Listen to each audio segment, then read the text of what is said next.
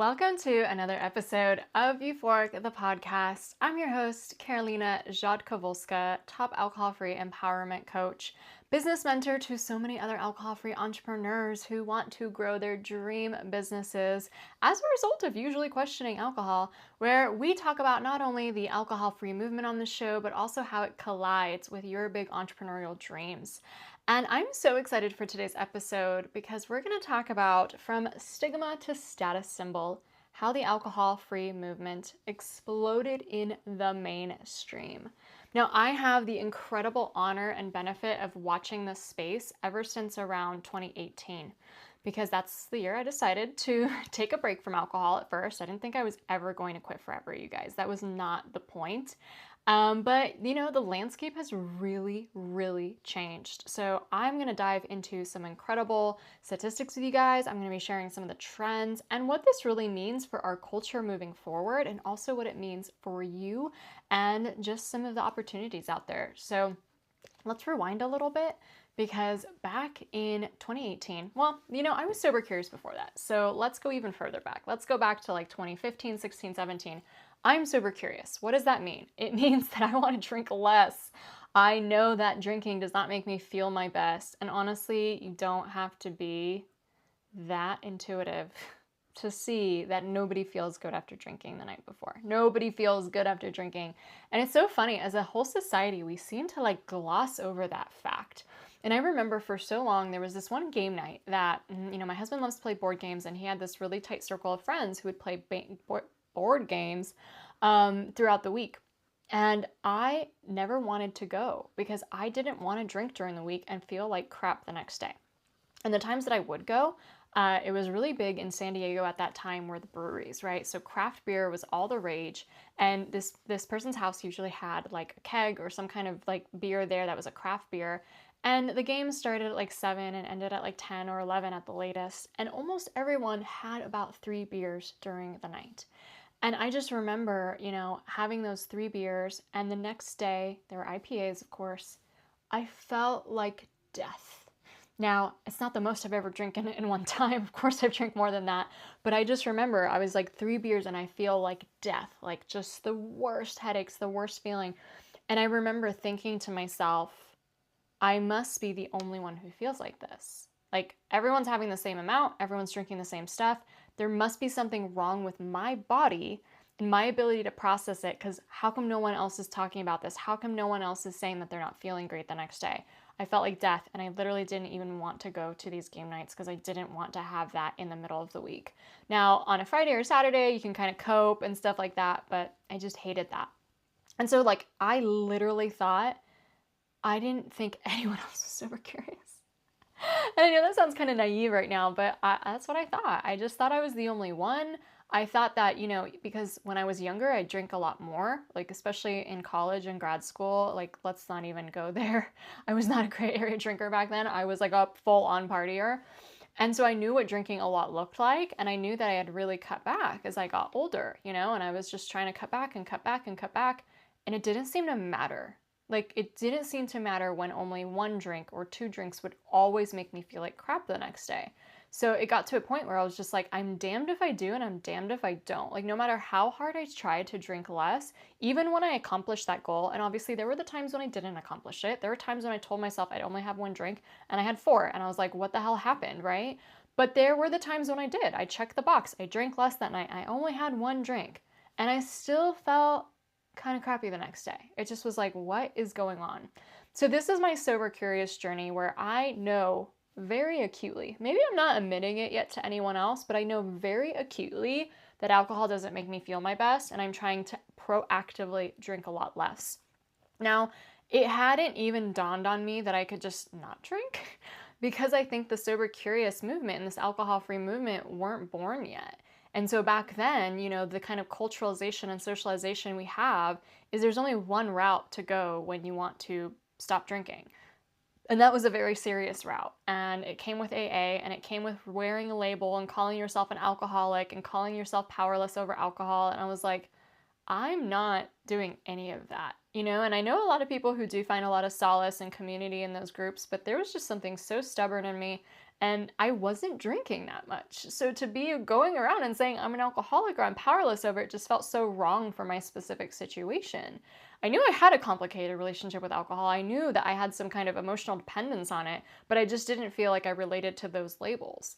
And so there was just this stubborn streak in me that was like, I'm not going to call myself something negative. I'm not going to go around and saying that I have a problem when literally my friends are drinking the same amount as I am. Like, that's not fair, right?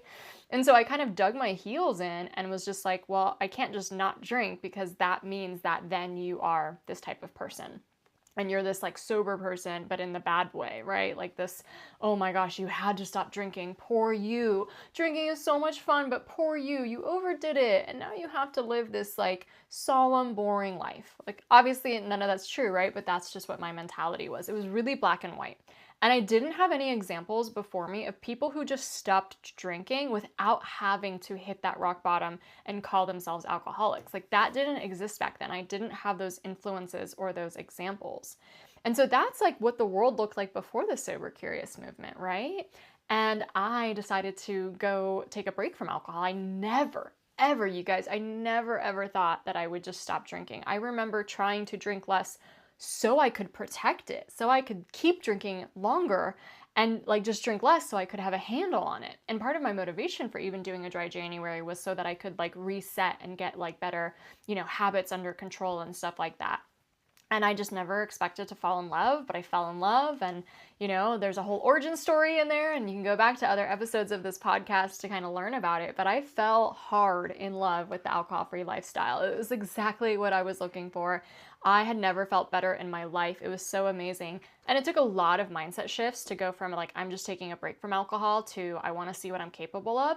And yeah, I'm pretty sure I'm never going to drink again. But even saying like I quit for forever, like isn't really my style. I just know that I'm not interested in alcohol anymore. It's just like just the same way where like I'm not interested in collecting baseball cards anymore. Like you're just like, that is not my thing. I'm not going to be doing that. I have no interest, no desire, no anything like that.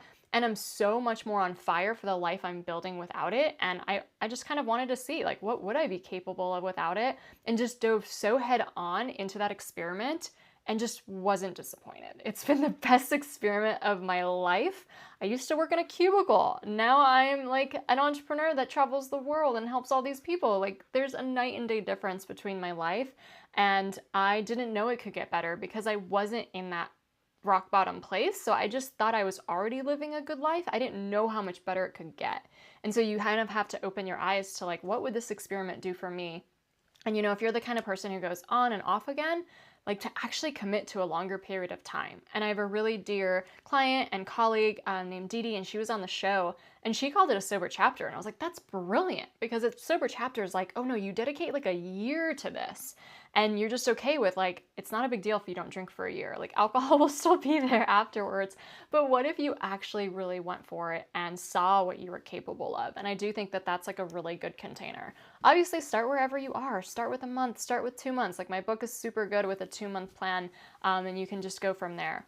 But that was the landscape where I first started. And, thank God This Naked Mind was already getting started. And I heard of Annie Grace's book, This Naked Mind, and it like felt like I was reading something that my soul was trying to express this whole time.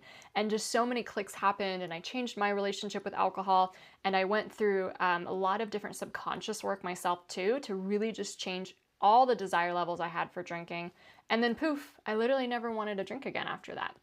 And I've been helping people do the same thing for years now. And then once you do stop drinking, that's not the point to me. The point is like, what are you really meant to do on this planet? And that's why I love entrepreneurship so much, and just this mission of helping people and being just really on fire in your purpose and in your impact, and getting that freedom that you get from it too. So obviously I am totally obsessed with that.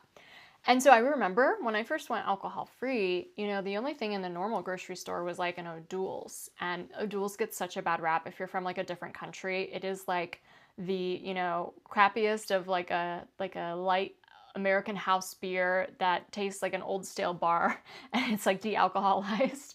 No offense, right? But it was like the only option for a long time. And I remember already like in my first few months alcohol free, there was like one brewery that like launched in Orange County, which is the area that I've come to live in. I didn't live in then, But I was like, oh my God, they made an alcohol-free stout. And it was like one of the first or second entrants onto the market that wasn't just this like O'Doul's or super old-fashioned like beer companies making alcohol-free beer, but these new innovative craft ones. And I was like, I gotta get my hands on it. And I remember driving like an hour to go to this specialty like natural food store just to get this alcohol-free stout. Seriously, that was the landscape back then, you know? And it's just so crazy because I'm sure in a way I maybe wasn't paying attention as much before I started taking a break from alcohol, that maybe there was a little bit more going on. But I almost kind of feel like the moment that I stepped into it, like that's when the movement took off. I know that sounds a little egotistical, but like that it really is. All of a sudden, new beverage companies started coming out. I mean, today, to have to drive an hour and a half to go get an alcohol-free beverage is unheard of. You can just order it literally on Amazon. There's so many options on Amazon today. There's so many options on these big e-commerce websites like Zero Proof and things like that. Like it's everywhere. But I just want to show the difference because back when I went alcohol-free, around like 8 to 10% of the population didn't drink as well. And that was including people who had quit drinking and went to the traditional recovery route. That was including people who were like, you know, had different diagnoses and sicknesses that like precluded them from drinking anymore. That included, you know, people that didn't drink from religious reasons, you know, and that was probably about it, right? And so now it's so crazy to see the landscape, how much has changed. And I'm recording this in October of 2025, and I bet you I'll be listening to this episode in like 5 years from now and be like, oh my gosh, so much more has even changed since then. But you guys, nowadays, 25% of Americans haven't drank in the last year, 25%. So it went from being like only people who considered themselves recovering alcoholics, only people who stopped drinking because they had a disease, only people who were religious. And now it's this huge part of the population that like just isn't interested either in alcohol or doesn't see how alcohol is aligning with their other goals and dreams. So a lot of people who quit, yes, but quit because of this like most sober curiosity reasoning of like, I didn't have to hit rock bottom. I could already tell that it wasn't making me feel good. You know what I mean? And so many other reasons and so many other choices that are available to that. So that's like a huge change. But what's even crazier, I think, is the desire level. Like how many people now are interested in this lifestyle based on the culture that has been produced around it. So it's not just, I think, okay, in one way, I think that naturally we're just like elevating our consciousness, and that naturally, if you think about getting healthier and fitter and wealthier and more, you know, healed and stronger in your personal development, like all that's happening at the same time. And so, yes, like I think looking into your relationship with alcohol would have probably naturally been included in all that kind of stuff. But it's also the specific influence of the sober curious movement that got people to question it. And that I think is really cool. So nowadays, as of this recording in October of 2025, 50% of Americans want to drink less or not at all. And that is up a huge percentage from previous surveys that were done over different years. That percentage was much, much smaller. You know, a lot of people would never even admitted to that they want to drink less or not at all. 50%. And so it's this secret desire that literally every other person on the street has. Like, think about that way. Think about like going into a really random place, like a grocery store, or getting on a bus, or, you know, going to, I don't know, Starbucks, and just thinking to yourself, every other person in this location wants to drink less or not at all, and is planning to drink less in this year. And the other like fourth of them already don't drink because they're already like went alcohol free or whatever thing like happened for them. They're already taking a break. Holy moly, this is now huge percentages of the population. And so when I was going through my journey, I remember how stigmatizing it was, like how embarrassing it was to admit that. And, you know, telling people that I went alcohol free and that I didn't hit rock bottom and that I was just choosing this happier and healthier life. It was really refreshing for me because I kind of said it in a time when like people were like, what? You know, but also so many people were like, oh my gosh, I feel the same. Like, I wish we could like not have to drink so much in our society. Like, I love this, you know? And so interesting and so fascinating. And so I think what just happened is that this is this huge global trend. Like really, it truly is a huge global trend. And there were just these early adopters. And I still think that if you went alcohol free anytime between ever to, today and even in the next 5 years, you're still going to be considered an early adopter, which means you're the innovator. You're the person who went first, right? And then there's going to be that part of the bell curve that represents the majority. And that's when the majority is going to really look into this. And then there's going to be those last stragglers always. So just look at the trends in cigarette smoking, for example. I don't have the statistics right in front of me, but we all know like almost everyone was smoking in the 50s and 60s. And then a lot of public health campaigns came out. A lot of people quit smoking. And then like even as I was growing up, you could still smoke in like bars and restaurants and stuff like that. But then that changed by the time I became a teenager. And, in Europe, you can still smoke in a lot of places, but now France is even trying to make it, harder to smoke in public places. So nowadays, I live in California, this like, supposedly very healthy place. I don't know anyone who smokes cigarettes. Like, I don't know anybody who smokes cigarettes anymore. You know what I mean? And so just seeing that huge cultural change. Now, obviously, people still smoke cigarettes. It's not like non-existent, and people vape now and all that kind of stuff. But you can see it's not as predominant, and you're not going to get flack for not smoking a cigarette. It's more of that's the norm, and the abnormal is to smoke. And so what if that happened with drinking too? What if not drinking becomes the norm and it becomes abnormal to drink? People will still be drinking, of course, unless it becomes like illegal or something. But that's going to be those last stragglers. So it's just so fun to see this happening in our society. And I want to give you some stats on how that is happening. So we now know that 50% of Americans plan to drink less. 25% of those Americans are already not of those Americans. 25% of the other pocket of Americans are already not drinking themselves too, right? So then it's just about 25% left that are kind of in that like ignorant bubble of like, they don't know what they don't know yet. And in the learning model that comes from the 60s, that's called unconscious incompetence, when you just don't know what you don't know yet. And, I'm sure so much is changing. But for those 50% of Americans that want to drink less, that's already sober curiosity. Once you're already know that you want something, you're already in conscious incompetence, which means that you want to change, you just haven't made the change specifically yet, or you haven't mastered it yet. So that's really cool. And, just like things like dry January is growing every year. About 44% of Americans attempted dry January in 2024. So it's just really cool to see how these dry months are really taking off, and just is usually a really good introduction into going alcohol-free.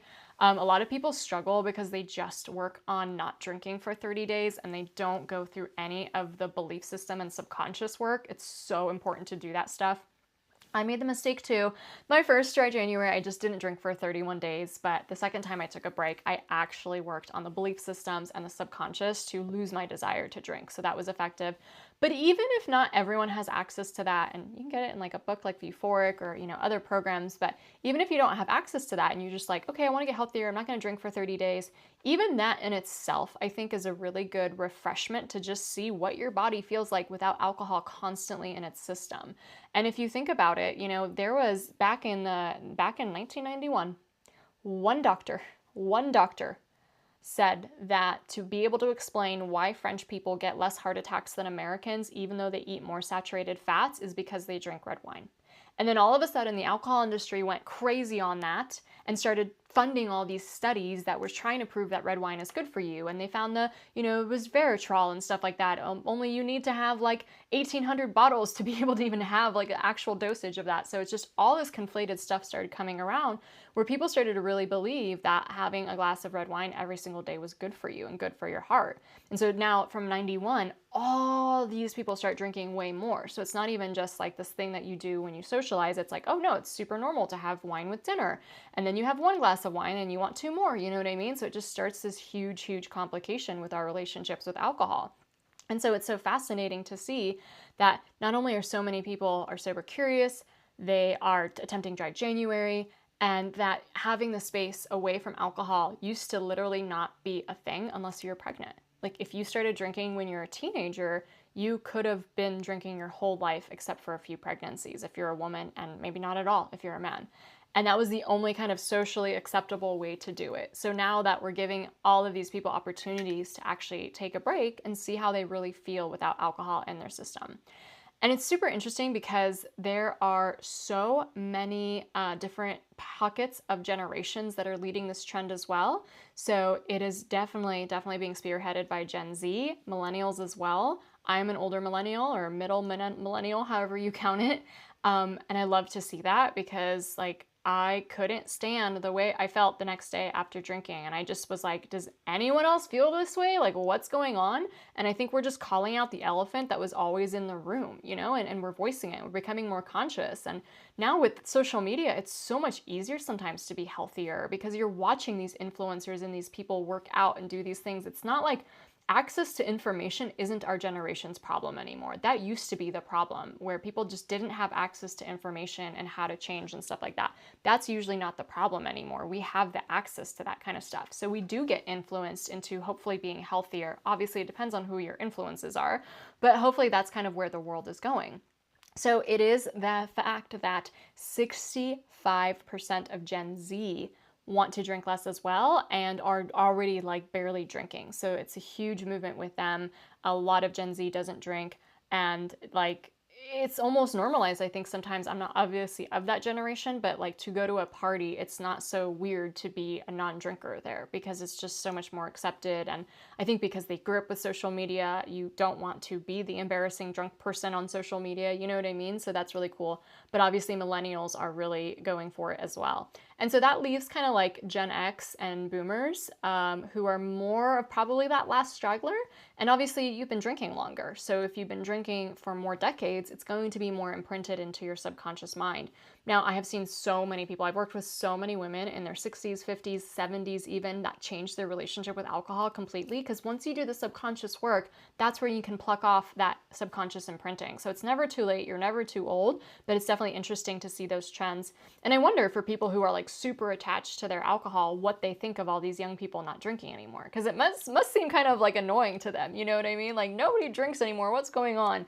But I think it's just such a cool change with that. And just even seeing too, like with all these new options we have with the alcohol-free beverages, with mocktails, with alcohol-free wines and beers and sober raves and like, meditative events instead of like party events. Like, gosh, I wish I didn't have to go through the era that like went to clubs and parties and stuff and had like meditation Friday, like breath circles. Like, how cool would that be if I was growing up with that? But, I digress. So the like no alcohol, whatever you call that, non-alcoholic beverages, mocktails, that category is growing so much. And around 61 million new buyers were added in last year alone, of completely new people who never drink those kinds of things. And the whole industry in itself is projected to reach $1.6 trillion this year. $1.6 trillion. So I know of some of the companies that got started back in 2018 when I first went alcohol free. They're global giants now.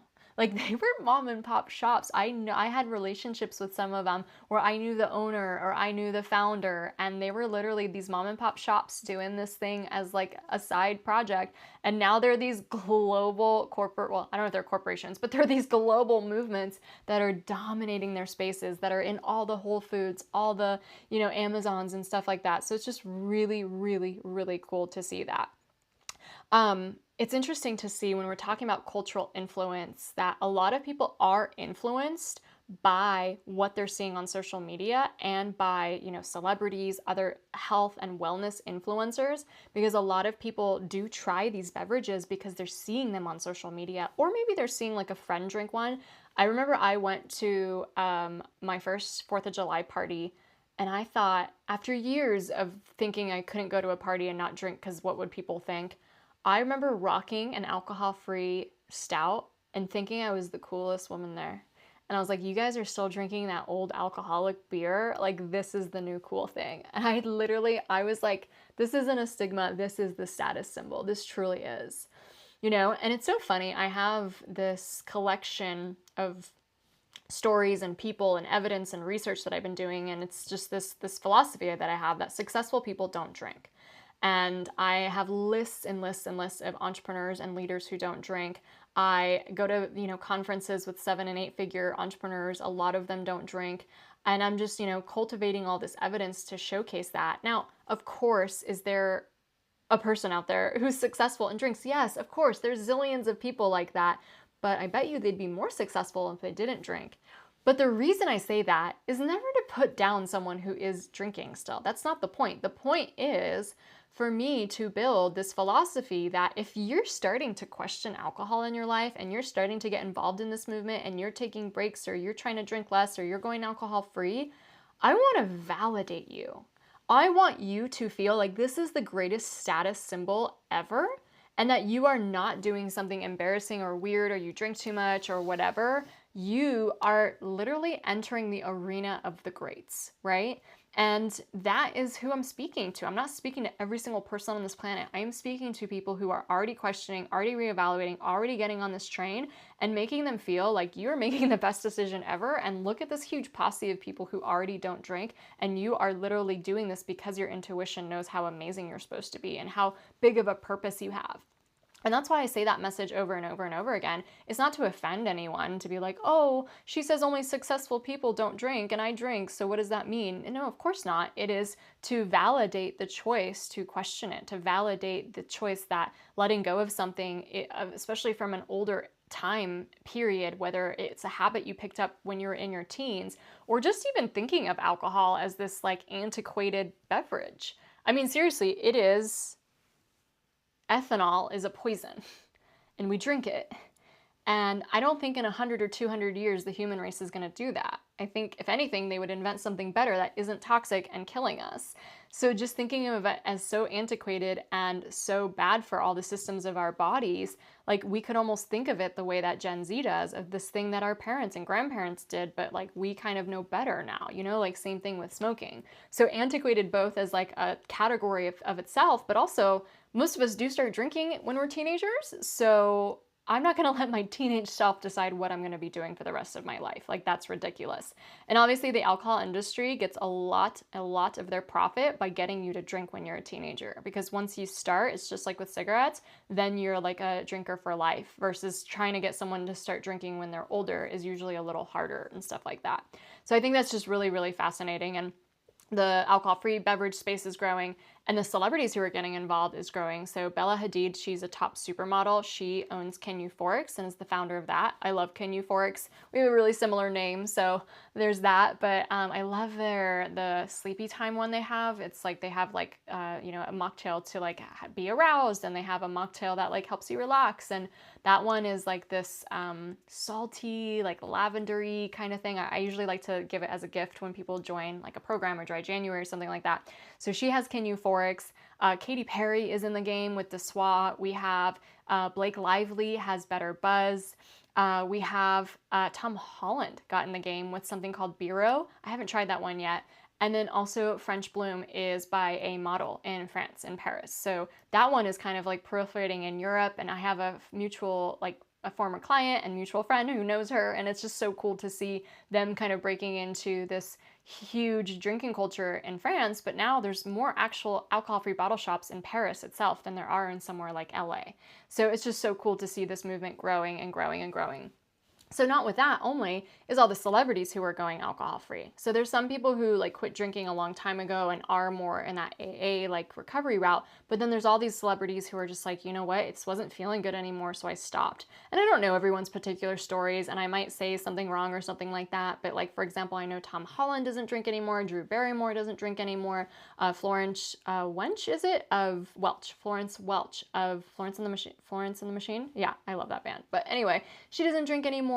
Miley Cyrus doesn't drink anymore. So, you know, when these people come out about it, I think a lot more don't either, but they haven't necessarily said something. And there's a lot of people who didn't have such a like vocal exit from drinking. So it's a lot of people who drank when they were younger, like Gisele Bunsen, for example, the big supermodel Gisele from Victoria's Secret. Like, she stopped drinking in her 40s, and she'd been sober curious for years. She always wanted to drink less in her 30s, but she just felt so much peer pressure around it. So she didn't actually, you know, go completely alcohol free because of that. So there's just so many unique stories. I collect a lot of them so that I just have more evidence that, of course, successful people don't drink, right? But just also to see like how much this movement is growing and how much that is affecting other people's perceptions of it. So with that, we also have this huge media coverage. So it's not just happening in a silo. Like, the New York Times featured 7 articles about sober curiosity just in 2024. The New York Times, and these were like front page articles. 7 times. I haven't seen any other wellness trend or any other thing featured as much as sober curiosity. In fact, I'm just going to say it. Sober curiosity is the biggest wellness trend of our generation. It's the biggest one. And It is not like a fad. I'm not using the word trend to mean fad. It is so here to stay. And it's so interesting because just like, 10 years ago, nobody knew about women's hormones. Nobody knew about even perimenopause. Nobody was talking about, the disruptors in our environment. Like, things are getting more and more revealed to us and talked to us. So there's a lot of different trends happening. But I do think that like sober curiosity takes the cake. It is the thing that is being more and more spoken about and talked about. And it's not just the New York Times. It's been featured in Vogue. It's been featured in Cosmopolitan.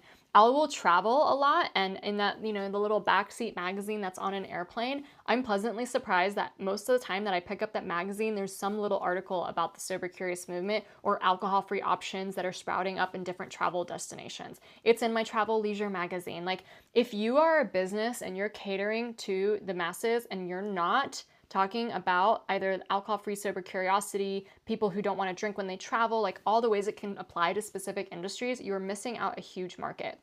And let's just talk about restaurant menus for a moment. Now, I don't know what it looks like where you live, but back when I started, you could never find a mocktail on a restaurant menu. It was wine, beer, and then soda, and that was it. And now almost everywhere I go, there's a mocktail, and it's either called mocktails or zero proof or something like that. There might be an alcohol-free beer on the wine. Some places are even super, super innovative and have alcohol-free wines on the menu, but it's almost like even the chain restaurant now you go to has this zero proof section. That was not the case a few years ago, so just seeing these kind of changes happening. So not only obviously is the drink movement exploding, but now it's becoming more and more accessible. And a lot of bars are introducing it. Let's not even talk about all the alcohol-free shops that have come out, all the alcohol-free bars, all of the just spaces like alcohol-free conferences, raves, like meditation festivals, health and wellness festivals. Like, it's just huge with that. So what I think is interesting too is, how do people hear about this movement? So I found that 36% of people hear about the sober curious movement from social media. That's insane. So if you right now are a coach or an influencer or in the health and wellness world, and you talk about going alcohol free or taking a break from alcohol with your community, or that's something that you really want to build, like, kudos to you, because 36% of people actually hear of it first from that. I'm sure people just stumble into sober curiosity from their own experience and they're like, I really want to drink less. But how cool that we can literally be influencing that many people from just the power of social media, that people hear it in the wellness and the alcohol-free space and the sober curious space, and all that kind of stuff. And I think what's changed is that, like, a few years ago, 10, 15 years ago, when you thought about getting healthier, it was work out, eat better, but alcohol is like this, like, I don't know, right? It's the taboo in the room. It's the elephant in the room. You don't really pay attention to that. Yes, there might be a conscious part of you that's like, I should probably drink less, but it wasn't necessarily like as tied, as strong. And I think what's happened is we have all these health and wellness influences that show, you want to go to the gym at 5 a.m. in the morning and actually work out, like, you're not going to be drinking the night before. You want to, eat in a way that supports your appetite and your hormones and, nourishes your body and doesn't deplete all the vitamins that you just ate, then probably don't be drinking alcohol. So the proliferation of knowledge of just how alcohol affects our bodies, our neurotransmitters, our hormones, our gut, our health, like, there's top doctors, top functional doctors, especially in the functional world. Not always the conventional world do they get this so fast, because a lot of people in the conventional medical world studied when they studied many, many years ago and just maybe aren't as on top of the new research. But in the functional medicine world, like, everything correlates and could be, the reason why this person has this root cause. So I feel like there's just so much more attention to this kind of stuff there. And the top doctors like Mark Hyman and even the Surgeon General, like, they all know how disruptive alcohol is for the body, for the brain, for dementia, for heart disease, for cancer risk and stuff like that. So I think the proliferation of that knowledge is getting just more and more out there. Plus the method to actually break the habit. And I think that's a misnomer. You don't break the habit. You have to change your belief systems first. But change your belief systems and that will break the habit. Like, there's just more and more information out there. So again, if you are out there right now posting about your alcohol-free journey, just know what a huge benefit you're doing to society, because literally 36% of people are going to hear about it from you. And you never know who you're reaching. You think, like, especially if you are in this world already, you're like, okay, Carolina, well, I only have 500 followers and this huge sober influencer has 1 million followers. So how am I going to break the news to someone? And you have to remember that just because someone is really big in a certain industry or a certain space doesn't mean that everybody's heard of them. And a lot of times, like I remember having this conversation with a coach I was working with on her business, and she was like, well, why would someone hire me if there's this other person out here? And she thought that this person was super famous and just like an expert and just paved the way. And I'm like, dude, I haven't heard of this other person. I have no idea who this person is, but I do know you. And so you have to recognize that you have a circle of influence, that there's people around you that literally are going to hear it from you, and they're not going to hear it from some other super big influencer that they haven't heard of. Like there's probably a million influencers out in the world that we've never heard of, right? Because you don't know every person on the internet or every business or every, celebrity or every persona. Like that's impossible. So think of it this way. What would it feel like to know that you're responsible for actually spreading the movement to the people that you're meant to spread it to? And I kind of think of it as a soul contract. Like, what if you came to this planet and you were meant to help these 100 people? And if you don't go out and share, and if you don't go out and get vocal, and if you don't like really spread the message, those 100 people would have never heard it and would never have their lives changed. Now that's like a huge call. I also see this huge trend for the opportunity that happens in this industry because so many people want to change. So remember, 50% of Americans want to drink less and are planning to drink less, but that doesn't mean they necessarily succeed in this. And so it's a huge core desire. And there's really three main core desires that most humans have, and it's usually around something to do with health, and that's usually where the alcohol-free movement falls into. People want to drink less because they want to feel better, right? Wealth, people want to be richer.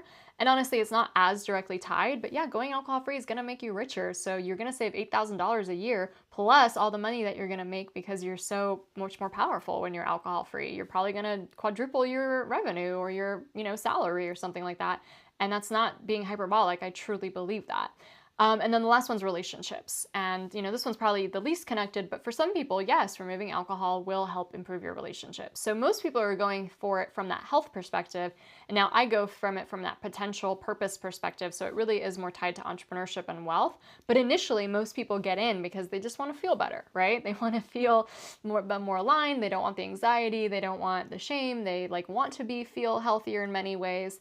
And I just think it's interesting if 50% of people, Americans, want this, like all over the world, from Iowa to Nebraska to Alaska to California. And if 50% of Americans want to drink less or not at all, then it's probably true of most Western countries as well. All over the world, people want to do this, but they don't necessarily know how.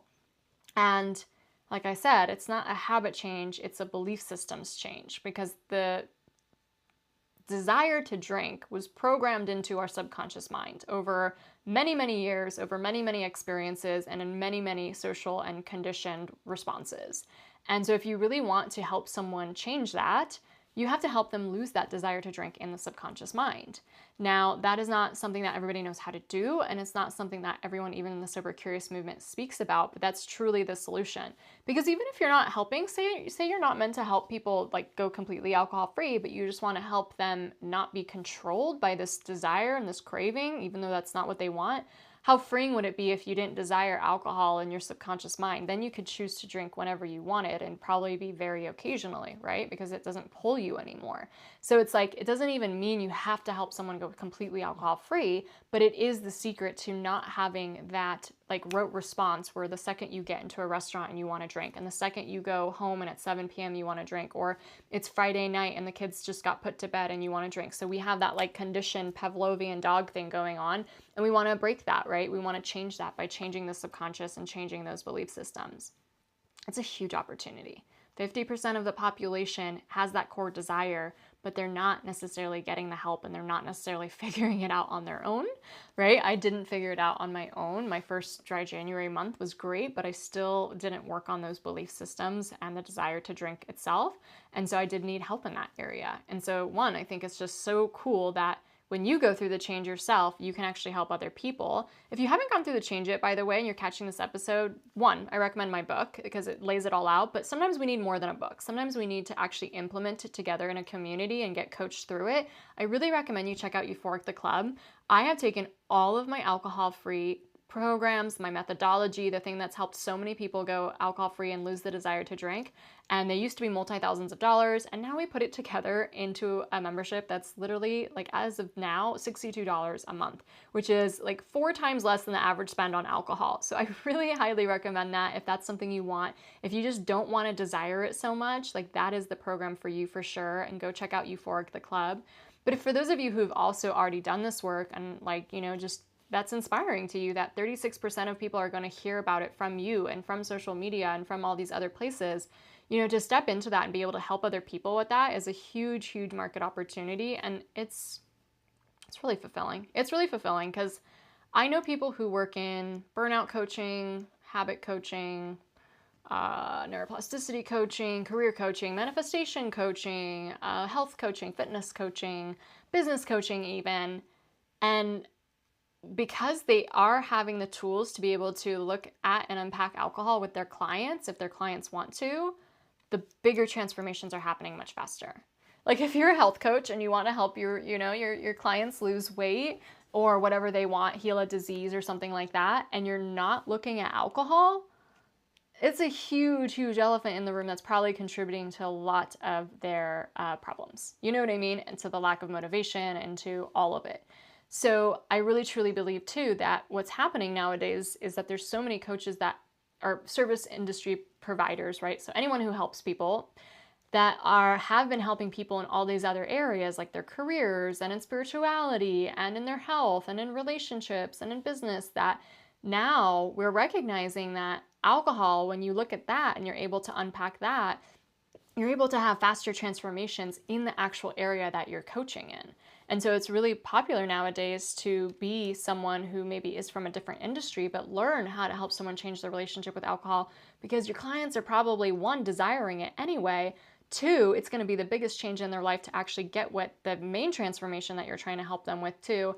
And 3, like, we just don't live in this world anymore where alcohol is this thing you hide in the closet and nobody talks about it anymore, right? Like, I think we need to all be more open and honest about this kind of stuff. So seeing just a huge trend with that as well, of people who come from different areas that are helping people, really wanting to understand how to help someone lose that desire to drink alcohol. And I think that's just going to grow much, much bigger as the years to come, because the demand is just getting so much higher. There's just so many people out there who want to have this area of their life like better and improved.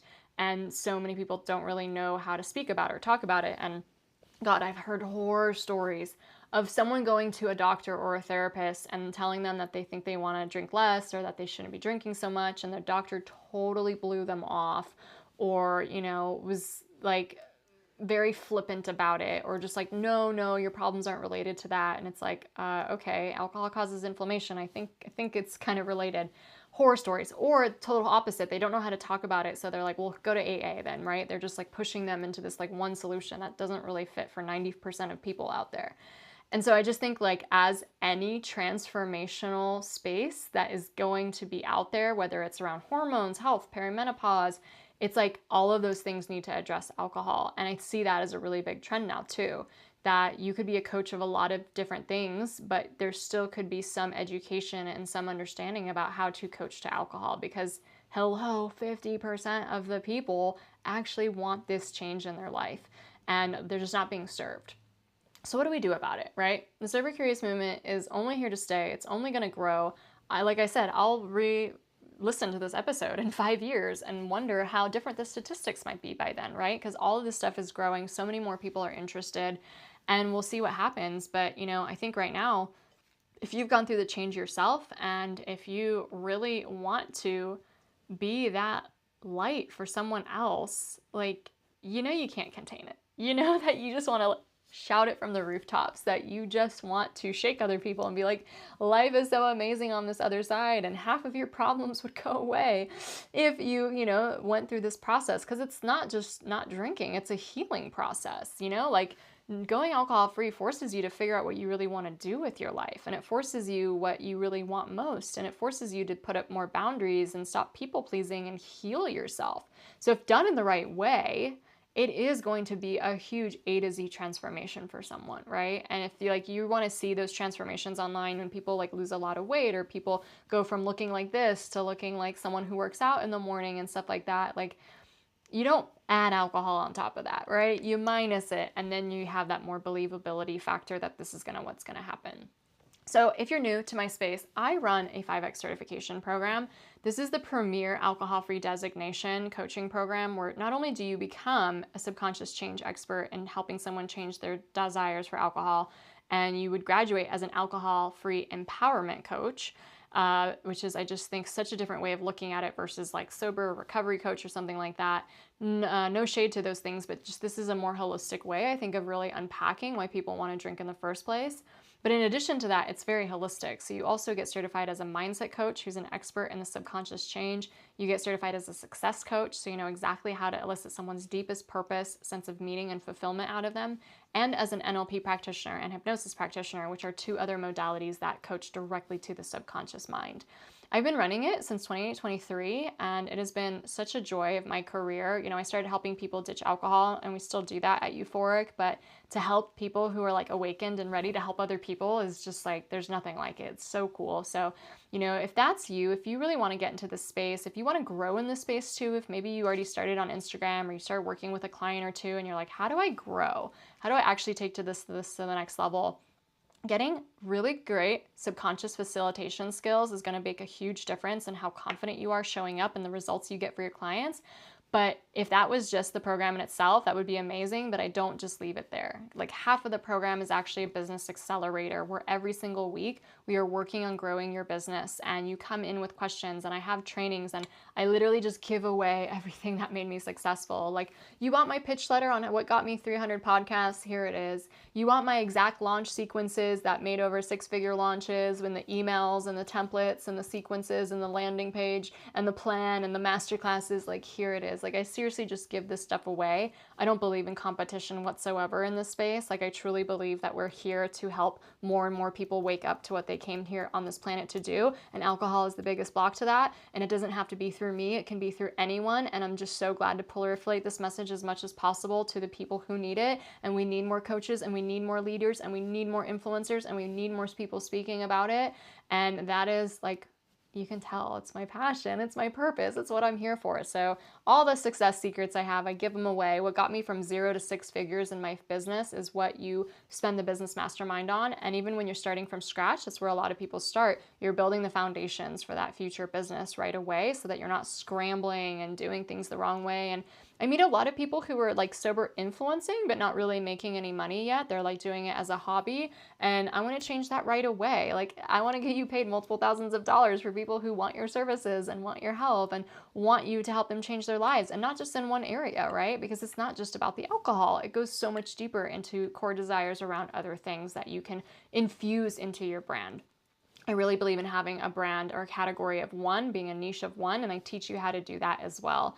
I show you how I do masterclasses, how to build my email list. Like, it's insane.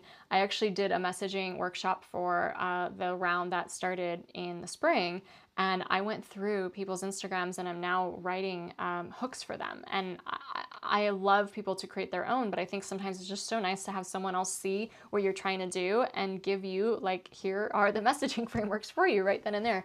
That is how much I care. And our next round starts in 2 days. 2 days, my friend, 2 days. So we start on Friday. If you're listening to this and you're interested, there's still time to get in, okay? I want you to go to becomeeuphoric.com/certification and submit an application. You and I will have a really quick chat, and we'll see if it's the right fit for you, and we'll get you into the fall class. I do not believe in waiting on this or snoozing on this. Like, the next one doesn't start till May, and you're gonna be like 10 months behind instead of just getting started now, because you know your heart is leading you to this. So if you're interested, I definitely, just get on it, go learn what you need to learn. I have so many certified coaches out there. Go talk to them. They all say it's like the best thing they've ever done, and they don't regret it. And it really, really propelled them into leadership and into their beautiful careers and stuff like that. We have such incredible success stories from here. And I'm just kind of obsessed with your success. I was able to meet a really special client this weekend. She's been in my world since 2023. And we haven't met in person yet. So I got to meet her. So cool giving her a hug. And she just told me, Carolina, like, you're really successful and I love learning from you for that regard. And I know I can just like trust what you have to share, and your mentorship is so valuable because you've done so many things and you've accomplished so much. But something else keeps me coming back and back and back to you. And it's like, you really care. You really care. You make me feel so seen. You like make me really feel that you're 100% behind me and my mission. And like, I got teary-eyed. I really got teary-eyed from her saying that, because it's true. It's true. Like, that is why I do what I do. I really care about your success. And I know a lot of other business coaches are like, out there talking about 100K months and all this kind of stuff. And they're just trying to grow this like crazy thing. And they're so detached from their clients, and they have no idea how the alcohol-free industry works and stuff like that. But it is my goal to be the top business mentor for alcohol-free entrepreneurs, because I understand this world. I understand what it takes to succeed in a lifestyle business, and I'm gonna just like give you the mansion. Like, here are the keys to the mansion. I just want you to succeed. So I hope you take that to heart, and I would be honored to be your mentor. 2 days we start, my friend. And I hope this episode was super fun, just to talk about some of the trends that are going on, the different celebrities that are getting involved, and just how cool it is to see something snowball like this. Because again, from my vantage point, when I got involved in 2018, there was barely anything. There was like cobwebs and those like bush things that go in the Western movies. And there were a few people already speaking up about it in a different way. So that's cool that that was already existing back then. I'm sure if you went alcohol free in the early 2000s, there was literally nothing back then. But how cool that culture's changed so much in the last, 10 years or so.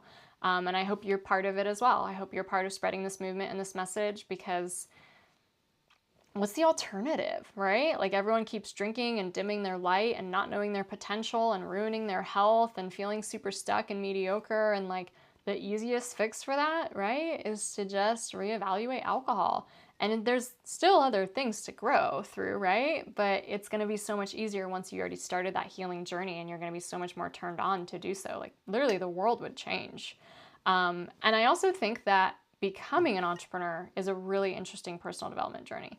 There's these things that like, you could squeeze in like years and decades of therapy into just 1 or 2 years of being an entrepreneur, because it's the next growth journey. It's going to grow you a lot.